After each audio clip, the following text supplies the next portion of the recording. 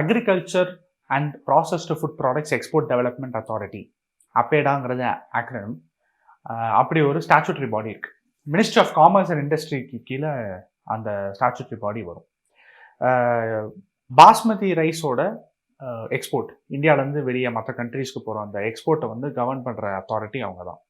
இப்போ ரீசெண்டாக ministry of commerce and இண்டஸ்ட்ரிக்கும் பாஸ்மதி ரைஸ் எக்ஸ்போர்ட்டர்ஸ்க்கும் ஒரு மீட்டிங் நடந்துச்சு. அதை பற்றி உள்ள டீட்டெயில்ஸை பற்றி பேசினா அது ஒரு எக்ஸ்பிளைனர் வீடியோவாக மாறிடும். பட் அதில் வந்து எதை பற்றி பேசினாங்க அப்படின்னா, இந்த குட் எக்ஸ்போர்ட் ஆகுறதுக்கு நடுவில் FOB அப்படின்னு ஒன்று இருக்குது.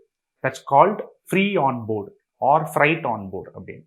ஸோ அந்த FOB சார்ஜஸ் ரிலேட்டடாக தான் இந்த FOB ரேட்ஸ் வந்து மறுபடியும் ரிவ்யூ பண்ணணும், இதை வந்து கொஞ்சம் டிக்ரீஸ் பண்ணணும் அப்படிங்கிற மாதிரி ப்ரொபோசல்ஸ் வந்து அக்ரிகல்ச்சரல் ப்ராடக்ட், அதாவது பாஸ்மதி ரைஸ் எக்ஸ்போர்ட்டர்ஸ் வந்து கவர்மெண்ட்டுக்கு ஒரு ப்ரொபோசல் கொடுத்துருக்காங்க. இந்த வீடியோவில் நம்ம பார்க்க வேண்டியது what is free on board அப்படிங்கிறது தான். ரொம்ப சிம்பிள் டேர்ம், புரிஞ்சுக்கிறதுக்கு ஈஸி தான். ஆனால் இன்டர்நேஷ்னல் ட்ரேட் ரிலேட்டாக பார்க்குறப்போ ஆர் எக்ஸ்போர்ட் அண்ட் இம்போர்ட்னு பார்க்குறப்போ ஒரு கூட்ஸோட ஃப்ரைட் காமர்ஸ் ஆஸ்பெக்ட்ஸில் பார்க்குறப்போ ரொம்ப இம்பார்ட்டண்ட்டான ஒரு டேர்ம்.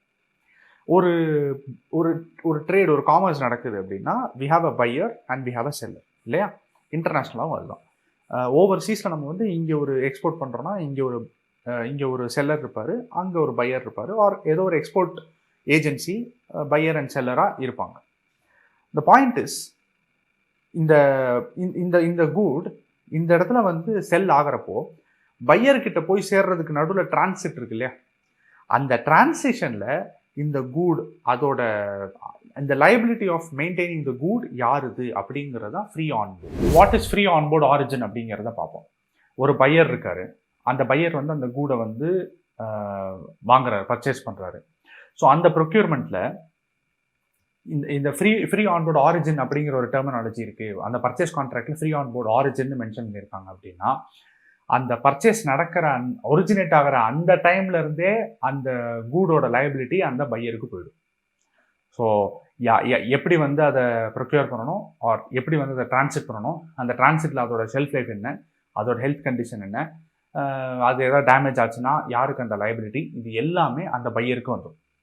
வேற டெஸ்டினேஷன் அப்படிங்கிறப்போ அந்த பையருக்கான அந்த லைபிலிட்டி ஸ்டார்ட் ஆகிற இடம், அந்த கூட் அவருக்கு அந்த டிரான்சிட்டை முடிச்சுட்டு அவருக்கு கையில் அலாட் ஆனதுக்கு அப்புறம் தான்.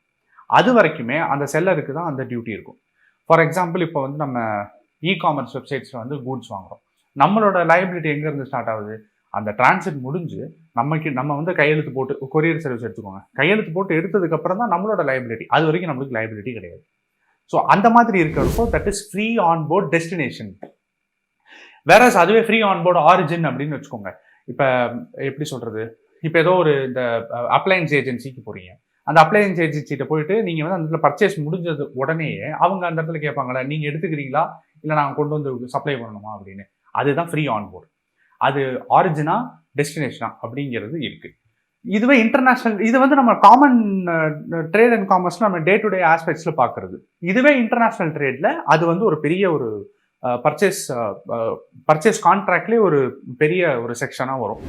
அக்ரிகல்ச்சர் ப்ராடக்ட் டேர்ம்ஸில் பார்க்குறப்போ, அதுவும் குறிப்பாக ரைஸ் எல்லாம் பார்க்குறப்போ, ரைஸை பொறுத்த வரைக்கும் கவர்மெண்ட்டோட ரெகுலேஷன்ஸ் நிறைய இருக்குது. யூனியன் கவர்மெண்ட்டோட ரெகுலேஷன்ஸ், அட் டைம்ஸ் ரெஸ்பெக்டிவ் ஸ்டேட்டோட ரெகுலேஷன்ஸ் எல்லாமே இருக்குது. அதனால தான் இந்த கேஸில் FOB சார்ஜஸ் பற்றின அந்த ரிவ்யூ அண்ட் நெகோசியேஷன் எல்லாமே export associations or export organisations எல்லாரும் கவர்மெண்ட்டோட நெகோஷியேட் பண்ணிட்டு இருக்காங்க. இது வந்து எக்கனாமி ரிலேட்டடாக பேசுகிறப்போ, ட்ரேட் அண்ட் காமர்ஸ் ரிலேட்டடாக பேசுகிறப்போ ரொம்ப ஒரு ஆப்டான டேர்மாக இருக்கும். ஸோ ஃப்ரீ ஆன் போர்ட் அப்படிங்கிறது who has the liability of the sold good during the transit, அவ்வளோதான். அடுத்த ஒரு வீடியோவில் will have another terminology and அதோட எக்ஸ்பிளனேஷன்ஸ் எல்லாத்தையும் பார்ப்போம். அதோட டெஃபினேஷன் எப்படி நம்ம அண்டர்ஸ்டாண்ட் பண்ணிக்கலாங்கிறத பார்ப்போம். Thank you so much.